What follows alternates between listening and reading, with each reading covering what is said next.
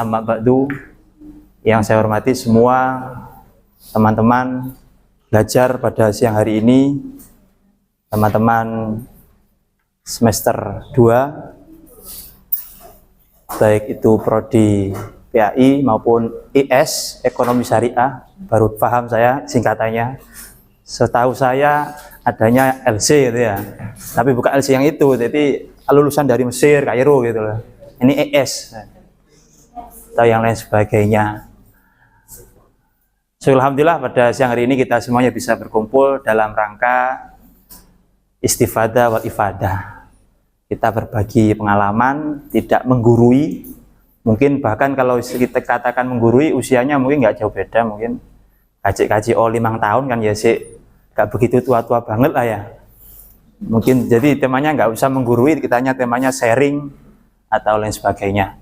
Oke, kebetulan pada materi siang hari ini keaswajaan yang kita akan pelajari adalah tentang aliran non-aswaja. Perlu kita ketahui, kita sebagai akademisi sekaligus seorang cendekiawan yang aktif di dalam sosial media maupun dalam penulis karya ilmiah, kita harus tahu yang namanya sebuah sejarah.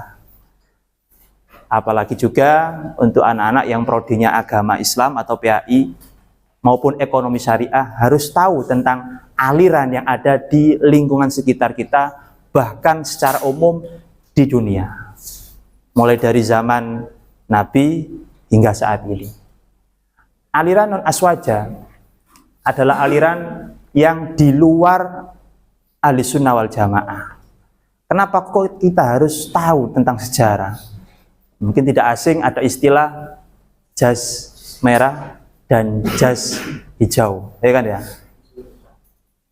Unsuri, jas hijau, karena notabene unsuri ya hijau dan juga nalurinya Nahdien, orang-orang yang ahli sunnah wal jamaah. Kenapa kita harus tahu tentang sejarah?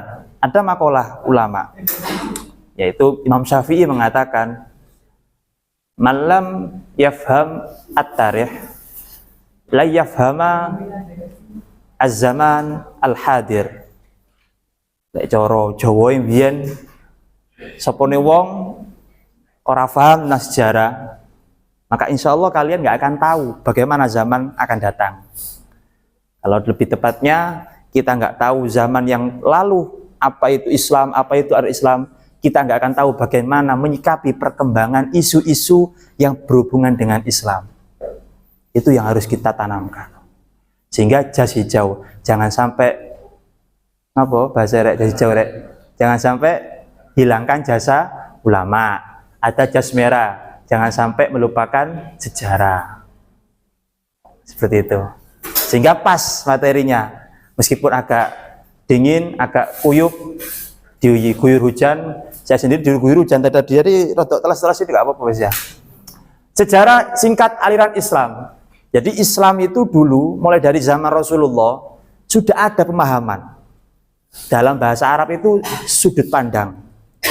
Dari zaman Rasulullah muncullah ajaran-ajaran yang diteruskan oleh para sahabat. Kemungkinan diceritakan di sini adalah di akhir kepemimpinan Sayyidina Ali bin Abi Thalib, yaitu akhir dari Khulafaur Rasyidin yang 3 semuanya dibunuh.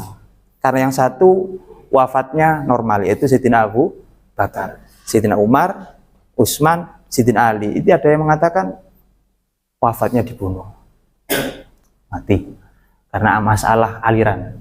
Sehingga di dalam zaman Sayyidina Ali ini, di akhir kepemimpinannya ada konflik yang disebut dengan Perang Siffin. Perang Siffin ini terjadi pada tahun 37 Hijriah, di mana di situ setelah Sayyidina Ali sudah mau habis masa jabatannya, namanya kembali lagi kekuasaan. Wong manusia gak luput dari 2 hal, yaitu sebuah derajat dan kekuasaan. Oh, silakan. Monggo. Tidak mengurangi rasa hormat. Monggo. Sambil ya intermezzo ya. Monggo.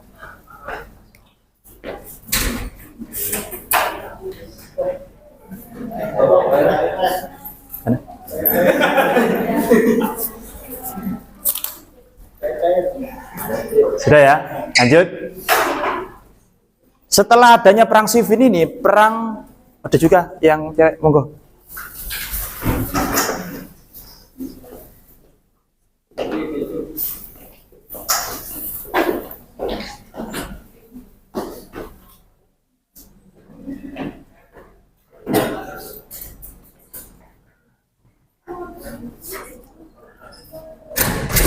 Setelah perang Siffin ini terjadi sebuah perpecahan di mana ada kelompok yang ikut dengan Sayyidina Ali, ada kelompok yang tidak ikut dengan Sayyidina Ali.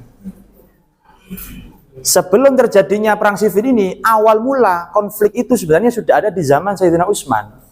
Sayyidina Utsman itu beliau wafat gak normal. Bahkan kalau sampean tahu dan mungkin bisa ditakdir berangkat ke sana, sampai sekarang tidak ditemukan secara pas di mana makamnya Sayyidina Utsman. Cuma ada sejarah mengatakan ada di komplek makam Baqi'. Makam Baqi' itu sebelahnya Masjid Nabawi. Pokok unduk-undukan, gak ono tulisannya, ndak ada tulisannya kayak di sini karena patokane ono watu gitu aja. Sayyidina Utsman dan Sayyidina Ali. Bahkan Sayyidina Ali gak ada yang membenarkan di mana sampai sekarang makamnya. Yang jelas cuma dua, sahabat Nabi, Sayyidina Abu Bakar dan Umar, kumpul di Raudhah, di makamnya Rasulullah itu. Selain itu nggak ada kejelasan. Nah, dari sejarah itu kemudian dibawa sampai ke Sayyidina Ali. Nah, sampai Sayyidina Ali ada namanya perang Siffin, dan di perang Siffin itu muncullah sebuah pemberontakan antara kaum yang pro dengan Sayyidina Ali dan pro dengan non Sayyidina Ali, yaitu sahabat Muawiyah. Yang pro kemudian muncullah yang namanya kaum Syiah, yang enggak pro muncullah kaum Khawarij. Sudah gak asing lagi lah dengan kita. Tapi berhubung materi yang kita pelajari di sini itu tentang Khawarij tadi, Mu'tazilah, secara runtut saja saya ambil kesimpulannya. Jadi setelah adanya peperangan dan juga tahkim, perebutan kesepakatan siapa penerus setelah Sayyidina Ali nanti wafat, ada namanya sebuah perkumpulan tahkim. Di situ ada perebutan kekuasaan sehingga ada yang pro dan tidak pro, muncullah aliran Syiah dan Khawarij. Setelah itu baru muncul yang namanya aliran Murji'ah. Nah, yeah. Jadi adanya aliran Syiah dan Khawarij itu setelah adanya tahkim, diskusi matang tentang siapa yang akan menjadi penerus Sayyidina Ali, dengan mengutus sebuah delegasi dari sahabat Muawiyah, delegasinya siapa, sahabat Sayyidina Ali, delegasinya siapa. Dari situ ada yang gak pro dengan hasil keputusannya, muncullah dua aliran ini. Nah, dari aliran itu kemudian ada lagi muncul aliran yang ada di tengah-tengah, yaitu aliran Murji'ah. Setelah Murji'ah baru ada aliran yang namanya Mu'tazilah, Qadariyah, Jabariyah, Asy'ariyah hingga Maturidiyah. Cuma yang dipangkas materi pada siang hari ini fokus ke Khawarij dan Mu'tazilah. Tafadhol. Jadi kita awali gitu dulu ceritanya, biar nyambung. Kok moro-moro ada Khawarij, kok moro-moro ada Mu'tazilah? Padahal dari Khawarij dan Mu'tazilah ada senggang cerita di sini, yaitu diawali dengan Syiah, Khawarij, Murji'ah, Mu'tazilah. Pun itu secara singkat aliran non aswaja. Kembali langsung fokus ke materi yang kita pelajari pada siang hari ini adalah tentang Khawarij. Khawarij adalah berasal dari kata khoroja, yang mungkin dari pesantren paham tentang ilmu tasrif, yaitu khoroja bermakna keluar, ya, keluar. Muncul pada awal sejarah Islam sekitar tahun 657 Masehi. Mereka adalah kelompok yang tidak setuju dengan adanya tahkim, yakni bahkan dihukumi dosa besar dan kafir. Orang yang ikut dalam proses tahkim, kemudian ada kelompok yang gak pro dengan keputusan itu, namanya kaum Khawarij. Dan orang yang pro dihukumi orang yang berdosa besar. Ini pemikirannya kaum Khawarij. Bahkan bukan hanya besar, bisa dikatakan kafir. Ini sangat ekstrim. Nah, nanti sehingga kaum Khawarij ini menjadi cikal bakal aliran yang sangat kita kenal hari ini, yaitu kaum yang condong ke kanan, yaitu kaum radikalisme. Saya tambahkan biar kuat, ada di dalam kitab karya Asyah Rosani Al-Milal wal Nihal juz 1 halaman 111, kullu man kharaja alal imam al-haq alladhi ittafaqat al-jama'ah alaihi yusamma kharijiyan sawa'un kana al-khuruj fi ayyamis sahaba alal a'imma ar-rasyidin aw kana ba'dahum alal tabi'in lahum bihsan wal a'imma fi kulli zaman. Intinya ya tadi itu, kaum Khawarij itu kaum yang enggak pro sama keputusan tahkim. Ciri-ciri Khawarij, karakteristik dari Khawarij itu sendiri dikenal dengan kaum tekstualisme. Dalam artian tekstualisme itu kaum yang menafsiri Al-Quran atau menafsiri hadis itu lewat tekstual. Asarani kok cara sekarang ini orang yang gampang nerjemah Al-Quran akhir dakwah, ndak paham tafsirnya, ndak paham usul fikihnya, ndak paham ilmu hadisnya, balaghah manteknya, pokok-pokok ar-rijal pokok-pokok ada seperti Ar-Rahman alal arsyistawa. Berarti pangeran ku ndukur aras. Berarti itu orang kaum yang memahami secara tekstualisme. Padahal Al-Quran hadis harus difahami secara dalam melalui kacamata ilmiah, usul dan lain sebagainya. Lah kaum-kaum yang seperti ini tergolong karakteristik kaum Khawarij atau radikalisme.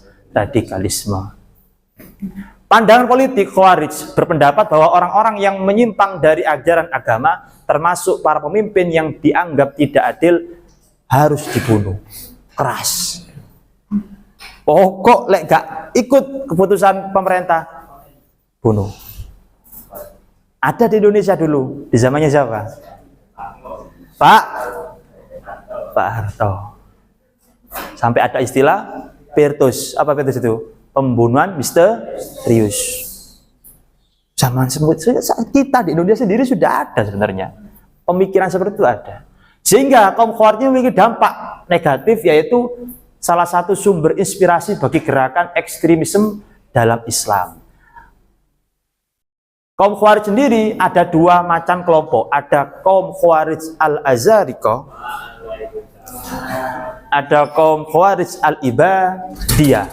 Kaum Khawarij al-Azhariyah adalah kelompok yang tak sepaham dengannya, maka istri anaknya boleh ditawan, boleh diperbudak, dan boleh dibunuh. Ini saya sebutkan dua yang ekstrim. Sebenarnya kalau dalam kitab Al-Farqu Bainal Firaq karya Imam Al-Baghdadi, kaum Khawarij dan Mu'tazilah ini dibagi menjadi 20 golongan.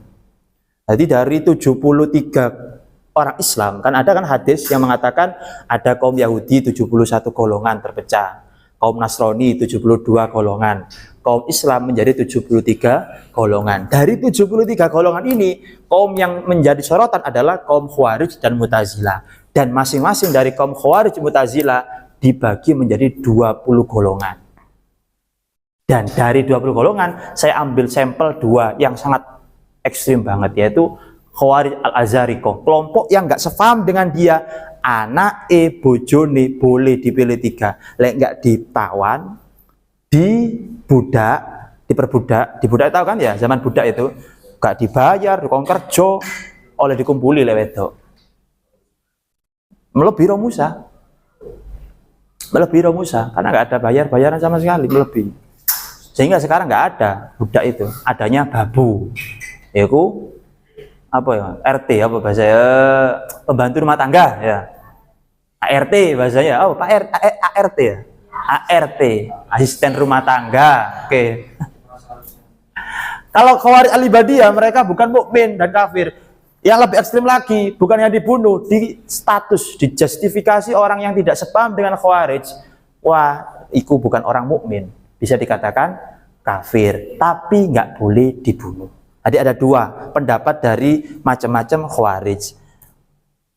Nah, sebelum lari ke Mu'tazilah, Khawarij ini punya rival, yang bukan rival sih sebenarnya, lebih ke arah sepaham tapi agak beda sedikit, yaitu kaum Syiah, yang sekarang ini juga menjadi gencar-gencarnya kaum-kaum yang seperti itu. Bahkan yang ada dari Pulau Garam tadi itu tetangga saya, yaitu di jalur Gaza, tepatnya di ibu kota Kabupaten Pasuruan, yaitu di Bangil. Saya katakan itu jalur Gaza. Kenapa? Miniatur Indonesia, semua aliran ada.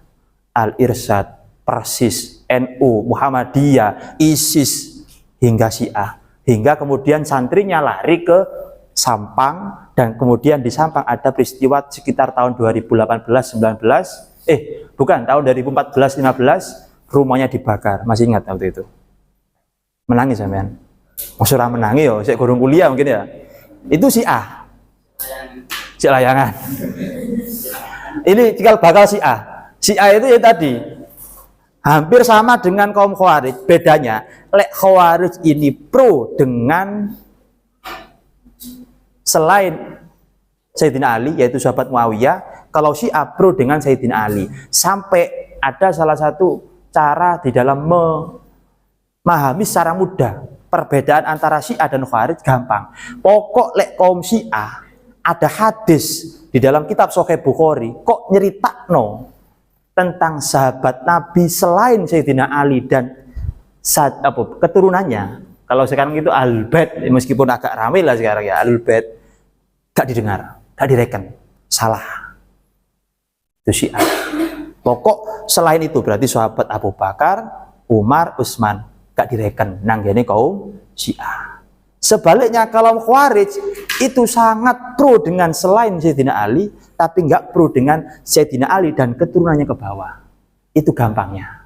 Nanti lewat hadis di dalam Sahih Bukhari kok rawine datang dari Sayyidina Ali, dari Sayyidah Fatimah, dari anak turun-turunnya Sayyidina Ali, tidak akan dihilangkan. Ini kaum apa tadi? Khawarij. Oke. Yang terakhir ini adalah kaum Mu'tazilah. Kaum Mu'tazilah adalah muncul di abad ke-8 atau awal abad ke-2 Hijriah. Mengembangkan pemikiran rasionalisme. Kalau tadi kaum Khawarij itu sudut pandang ainun nadrohnya itu secara tekstualis. Kalau orang Mu'tazilah itu rasionalis. Berarti berpikir secara logika, pendewa atau mendewakan akal. Gak logis, gak direken. Sehingga kalau orang-orang Mu'tazilah secara gampangnya ada cerita Rasulullah Mi'raj. Masa Mi'raj itu naik ke 7 langit dalam sekejap mata. Gak percaya. Ini kaum Mu'tazilah. Sehingga menjadi cikal bakal kaum liberalisme. Ini Mu'tazilah. Pusatnya ada di kota Basra, yaitu di Baghdad. Sebagai respon terhadap pertanyaan-pertanyaan teologis kontemporer serta mereaksi terhadap pengaruh filsafat Yunani. Memang kaum Mu'tazilah ini muncul senggang dari kaum Khawarij dan Syiah, itu ada Murji'ah baru Mu'tazilah, sehingga menangi zamannya orang-orang filosofis Yunani. Karena orang filosofis Yunani itu pakai logika, maka orang-orang Mu'tazilah ini muncul untuk mendebati tentang filosofi dari kaum Yunani, meskipun dirinya itu Islam. Karena kaum Yunani bukan Islam, kaum Romawi itu. Jadi munculnya Mu'tazilah ini memerangi pandangan orang-orang Yunani sebagai orang Islam, tapi pemikirannya terlalu rasionalis. Sekaligus menganggapi tantangan politik pemerintahan Abbasiyah. Sekte Mu'tazilah yang diambil dari lafadz i'tazala, ya artinya apa ya, Rek? Menyendiri, menyimpang, nyeleneh. Lek bahasa sekarang itu khilaf tu'raf. Laf makhilaf. Nyeleneh, khorikul ada. Umumnya wong ngadeg iku lungguh bahasa jadi ngek. Khilaf pokoknya guys. Bahasa arek-arek pondok itu khilaf. Karena telah menyimpang dari paham mayoritas umat Islam. Tokoh kunci dalam Mu'tazilah adalah Wasil bin Atha yang mendirikan aliran ini, Al-Jubai, Al-Nazam, juga berkontribusi melalui karya-karya mereka. Yang jelas kaum Mu'tazilah ini juga kaum yang kemudian ada salah satu penganutnya gara-gara tidak puas dengan sudut pandang Mu'tazilah, aliran Mu'tazilah akhirnya keluar dan kemudian menjadikan dirinya sebagai imam dan menjadi ikon dari kaum Ahli Sunnah wal Jamaah. Siapa dia? Abu Hasan al-Asy'ari. Beliau dulunya itu adalah memiliki aliran Mu'tazilah. Loh kok iso Mu'tazilah. Padahal dulunya Mu'tazilah kok sekarang itu menjadi Ahlussunnah wal Jamaah. Ceritanya beliau itu anak yang yatim. Ditinggal ayahnya wafat, ibunya kawin lagi. Kawinnya dengan orang Mu'tazilah yang bernama Abu Ali tahu rek? Sejarah ya. Abu Ali al-Jubai. Itu ayah tirinya. Lah ayah tirinya itu pembesar orang Mu'tazilah, gara-gara punya anak yang cerdas seperti Imam Asy'ari, diutus untuk menjadi delegasi debat. Wis debat ono. Satu ketika si Imam Asy'ari ini ingin mendebati ayah tirinya. Yang paling krusial adalah mendebati kenapa anak kecil itu ketika wafat pada waktu kecil tidak punya posisi tertinggi kelak di akhirat. Kalau orang yang sudah tua, ada kalanya tinggi, ada kalanya rendah. Kalau orang kafir, pasti masuk neraka. Disuruh mengkritisi lah bahasanya. Assalamualaikum. Anjir, Pak. Halo? Oh, ini ya. Monggo saja.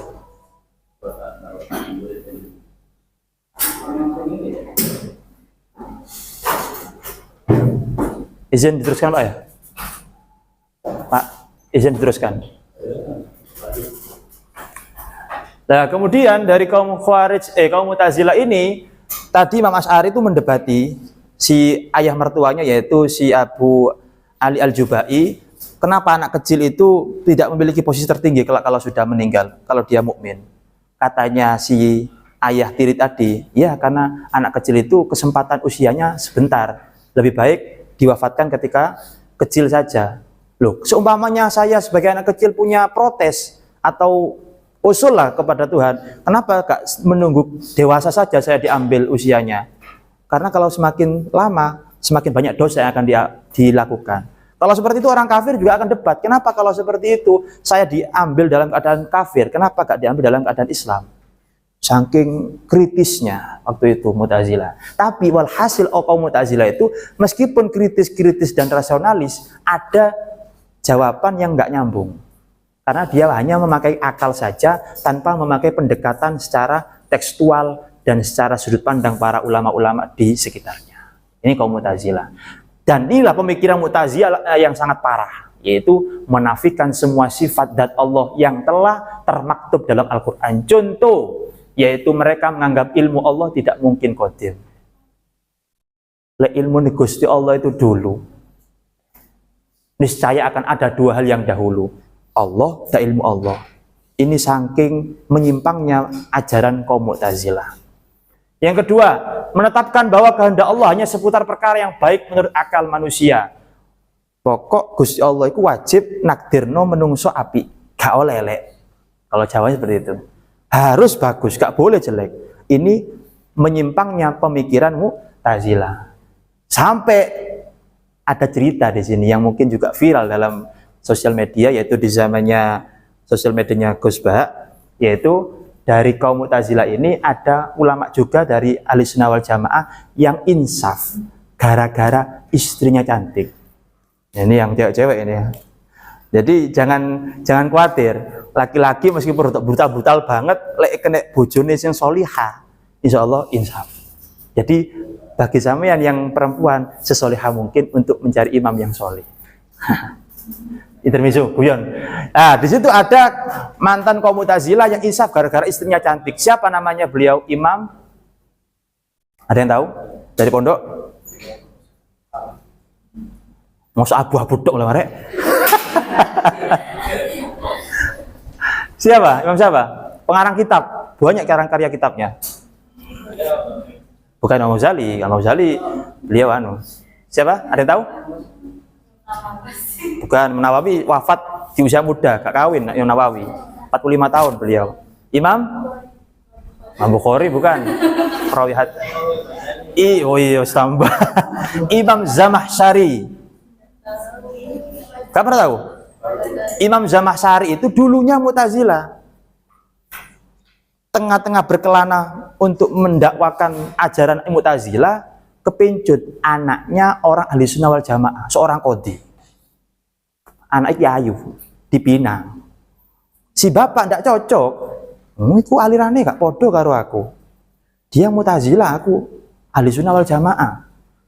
Kata si anak, wis pak tenang aja, insaf nih aku, omane aku ayu umpah, bahasa aja. Kali itu akhirnya si ayah tadi luluh, oke wis tak terima sebagai menantuku. Nyun sewu, ini agak sedikit gak baik lah, tapi kata Gus Pak tetap kita sampaikan biar tahu bagaimana Mu'tazilah itu pemikirannya gak sesuai, tapi gara-gara orang perempuan juga bisa insaf. Contohnya seperti ini, sejarah ya. Lah Imam Zamasari waktu nyun sewu ya, malam pertama kata si istrinya, Mas, kan sampean kan ikut pemahaman Mu'tazilah. Mu'tazilah kan wajib duwe pemahaman Gusti Allah iku nakdirno keapian nang sampean. Buktine keapian, berarti lek Gusti Allah kudu api, berarti sampean dadi wong lanang iso dalam malam pertama 70 kali unggahan. 70 kali ibadah, ibadah ngono lah kasarane. Ping 70 dalam satu malam. 7 kali. Kata si suami, udah iso dik. Ya opo wong menungso iku jeng aja ya bahasa Makassar ya. Jeng aja. Suruh 70 kali, 1 kali kekaruan mana? 70 kali. Singkat cerita, gara-gara itulah kemudian ya berarti sampe lek duwe pemikiran koyo ngono Mas. Berarti kan gak masuk akal. Lek ngono melu ajaranku. Apa ajaranku? Ya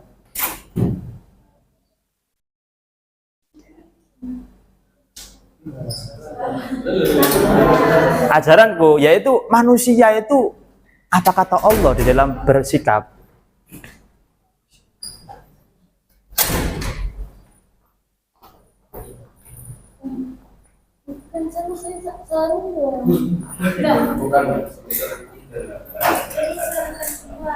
Iya.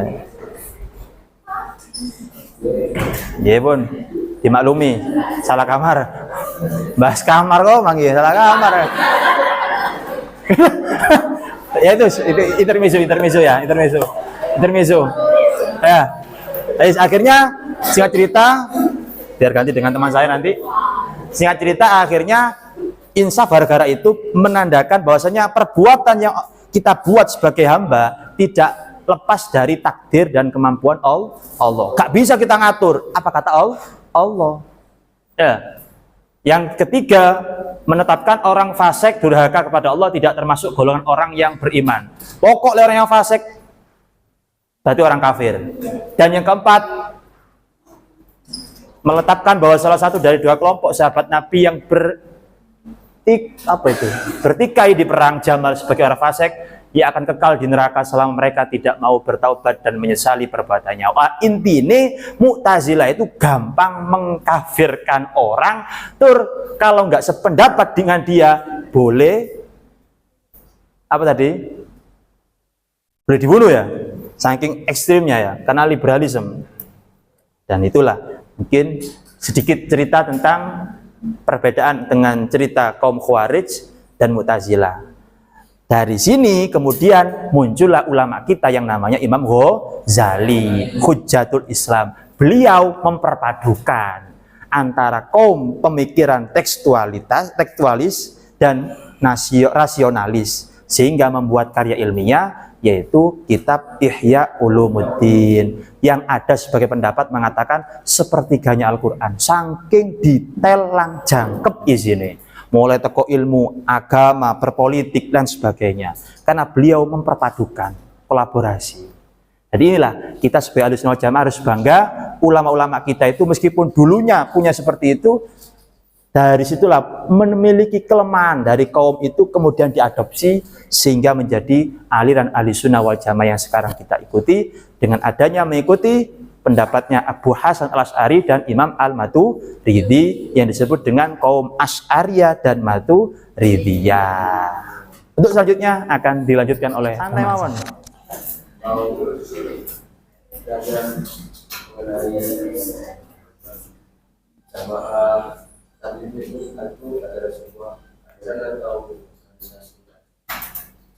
Jamaah tabligh.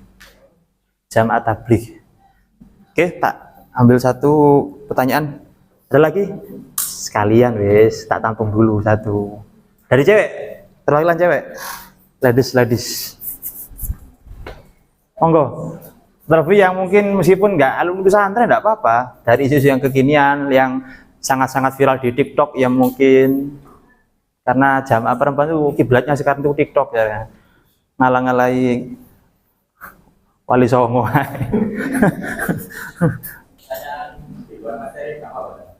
Tentang apa? Enggak. Ih, monggo.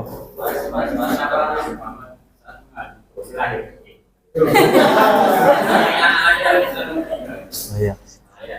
Siap. 2. Ini laki-laki dok ya? Kok tumben yang cewek enggak? Oh. Bagaimana pandangan aliran Ahlussunnah wal Jamaah tentang konflik Sayyidina Ali dan Sayyidina Muawiyah tanpa untuk mencela keduanya? Bagaimana? Pandangan? Ahlussunnah wal Jamaah. Oke.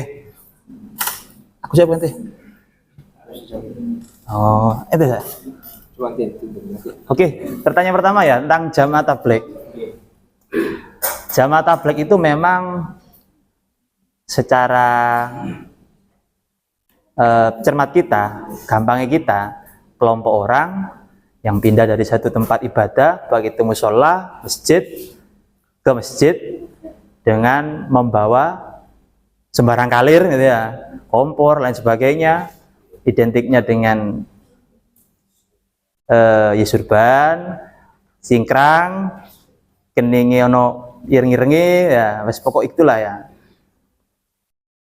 Kalau dikatakan aliran yang non aswaja, karena itu adanya di Indonesia saja, setahu saya. Nanti itu, nanti itu nih. Karena itu munculnya di Indonesia saja, mungkin nanti ditambah teman saya. Dan juga saya pernah baca di kitab karyanya ulama di Pasuruan tersendiri, namanya kitab Ad-Difa. Dia mengatakan jamaah tabligh itu tidak secara umum aliran non aswaja sedunia.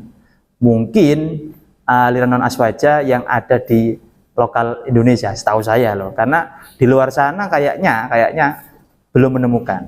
Yang jelas jamaah tabligh itu adalah jamaah yang mengajak untuk orang kembali ke Quran hadis, hampir sama dengan pendapat-pendapat yang kaum yang tidak suka dengan pendapat ulama dan lebih suka ibadah orang usah kerja. Ini jamaah tabligh sekilas itu ya, sekilas yang saya tahu, mungkin nanti ditambahi oleh teman saya. Kemudian untuk mengenai pertanyaan kedua, mengapa Rasulullah itu sampai saat ini tidak memiliki keturunan dari jalur laki-laki, dalam artian putranya selalu wafat di usia masih kecil. Yang pertama nggak jawab. Oh gitu, monggo tambahi. Menambahkan Mas. Jadi jamaah tabligh itu organisasi yang memang non politik. Jadi dalam artian tetap dampaknya positif. Karena tadi yang disampaikan itu mengajak orang-orang kembali untuk berzikir. Jadi zikrul ilahiyah, jadi mengingat Allah. Itu tujuannya bagus. Tapi bukan apa ya? Hanya organisasi biasa. Hanya organisasi.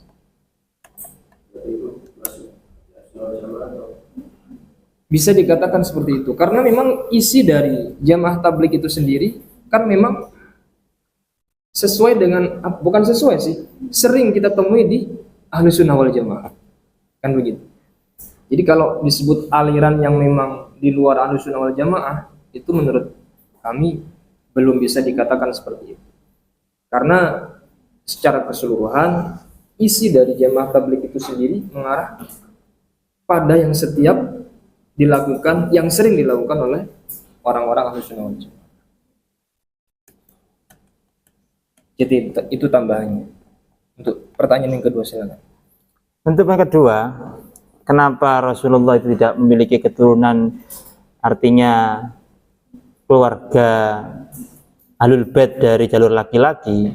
Dikarenakan tadi itu ada sebagian komentar ulama, bukan hanya Rasulullah saja, bukan hanya keturunan Rasulullah saja langsung sudah diperdebatkan masalah kepemimpinan setelahnya, apalagi nanti setelahnya Rasulullah itu berupa pemimpinan yang dipimpin oleh putra-putranya. Dari kisah kaum Khawarij Mu'tazilah saja dapat kita ambil pelajaran bahwasanya setelah Rasulullah wafat, Islam sendiri itu kalau di zaman Sayyidina Abu Bakar masih kondusif. Sampai setelah Abu Bakar, Sayyidina Umar, Utsman, Sayyidina Ali, ini sudah gak kondusif sudah. Bahkan sampai di puncaknya di Sayyidina Ali, Islam sangat parah, kelihatan pecahnya.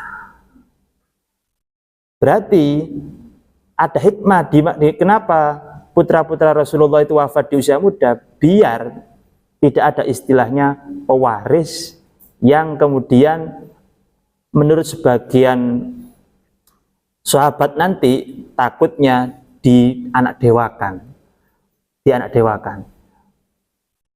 Toh contohnya Sayyidina Nabi Isa saja yang tidak punya ayah saja dikatakan anak Tuhan, sehingga muncullah namanya Roh Kudus sebagai Tuhannya orang non-muslim. Maka apalagi dari Rasulullah sendiri yang dikatakan Rasulullah Nabi yang terakhir. Di antara hikmahnya itu, karena sudut pandangnya manusia dengan hikmah yang diambil dari sebuah keputusan atau takdir Gusti Allah itu memang tidak bisa kita sinkronkan. Tapi dari situ sedikit demi sedikit kita ambil kesimpulan kenapa putra Rasulullah itu diambil di usia muda. Ya takutnya itu tadi, bisa dikatakan ada nabi setelahnya karena menjadi anaknya nabi, atau menjadi anak emas atau anak didewakan lah. Buktinya aja, jangankan putra nabi, dari sepupu dan juga mantunya, Sayyidina Ali kan sepupu juga menantu, sudah menjadi sebuah tanda adanya perpecahan yang begitu signifikan, adanya Syiah, Khawarij dan lain sebagainya. Apalagi kalau sampai putranya Nabi masih hidup, sehingga sampai sekarang yang ada keturunan Rasulullah itu dari jalur Sayyidina Fatimah Al-Batul. Itu sendiri yang sekarang masih viral, yang diperdebatkan nasabnya. Meskipun kalau cermat saya dengan problem yang ada sekarang itu bukan hanya nasab, kalau saya pandang itu bukan masanya nasab. Kalau lebih saya condong itu ya yang berilmu yang wajib kita hormati, yang enggak berilmu ya cukup kita hormat sebagai dzurriyyah gitu aja. Kalau masalah dia bukan asli keturunan, ya husnudzon, apa salahnya? Enggak ada salahnya orang husnudzon kepada sesama manusia, terlebih sesama orang Islamnya. Karena khoslatan laisa ba'dahu khair, husnudzon billah wa husnudzon bi ibadillah. Saya sedikit menarik juga tentang keterangan saya tadi, mentarik karena saya tadi memang belum sempat literasi secara dalam tentang jamaah tabligh yang ditanyakan oleh kawan-kawan tadi. Memang jamaah tabligh sendiri itu kalau saya baca dari artikel-artikel yang ada di dalam fanspage-nya NU itu mengatakan memang berasalnya, mohon maaf tadi Pak saya bilang bukan dari luar Indonesia ya. Saya tadi baca ternyata berasal dari India bahkan ya. Berasal dari India yang kemudian diadopsi di Indonesia, yang jelas tidak begitu pengaruh rival dengan NU, tapi posisinya itu tengah-tengah memang. Tapi kalau dikatakan apakah non aswaja di NU, bukan, karena NU tidak memiliki banom dan tidak memiliki apa namanya, bahasanya setelah banom itu apa ya, lembaga yang di bawah naungan NU, kalau saya katakan seperti itu. Tapi yang jelas betul teman saya tadi, bukan non aswaja yang dikatakan aliran aswaja ekstrim, bukan, tapi tengah-tengah apa ya, diambang lah, ngambang beliau, tidak condong ke sini, tidak condong ke sini, ya wis berdiri sendirilah. bahasanya.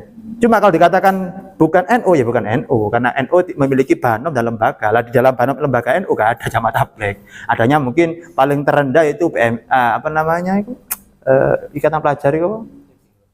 Buat ini penuh, adanya apa? Yang bendera biru ke PMI ya. Iya PMI itu ikut NU sih PMI itu. Di atasnya lagi penuh. Kalau yang setahu saya nggak ada, adanya arah Toreko. Toreko pun ya Toreko yang mutabaro yang ada. Kalau jamaah tabligh itu menurut saya independen lah bahasanya. Yang jelas dari India ya. Sorry tadi saya maaf ya. Yang nomor 3 sebelum terakhir ditutup. Nomor 3 solusinya sekiranya nggak saling mengejek itu mas ya.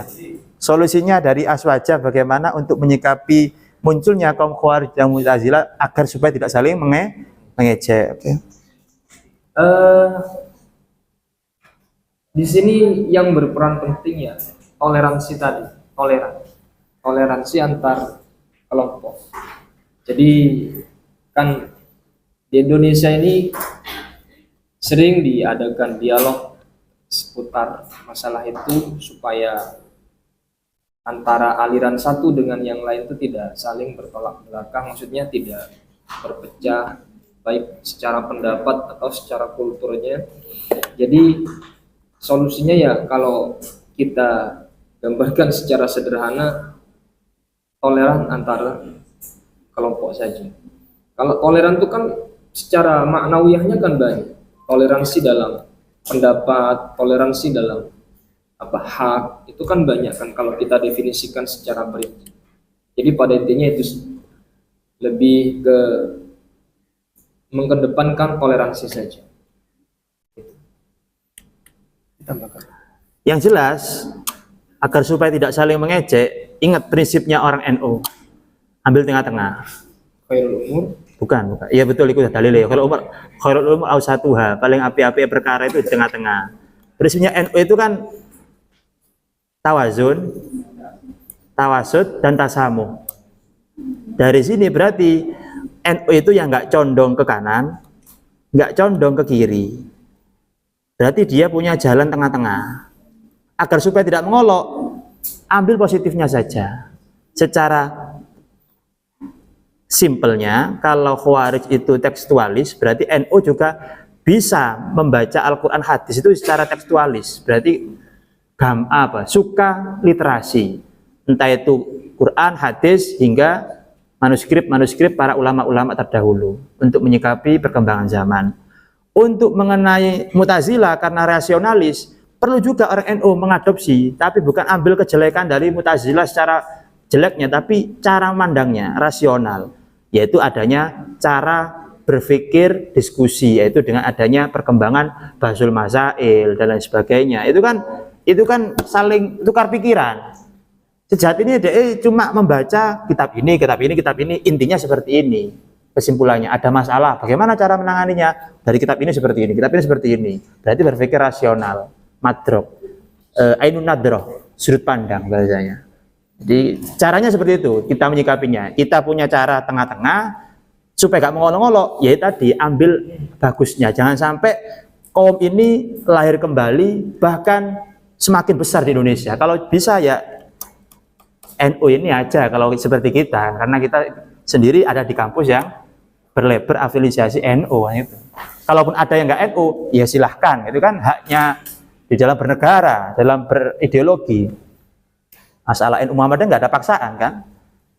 Yang jelas kita kalau berbahasa bangsa ya bangsa satu bangsa Indonesia. Kalau aliran ya tadi ideologi saja. Orang yang kunut nggak kunut, ini nggak usah gontok-gontokan lah. Bukan zamannya, nggak gontok-gontokan. Kunut tak kunut ternyata subuhnya nggak sembahyang, repot juga. Ya debat-debat tapi nggak sholat subuh, itu saling menghormati aja lah. Kalau NU sarungan, kalau Muhammadiyah celanaan. Berarti NU diundang Muhammadiyah ya celonoan, Muhammadiyah diundang NU ya sarungan. Saling menghormati itu aja. Itu hanya tradisi dan cara berpikir saja. Itu saja dari kami mungkin.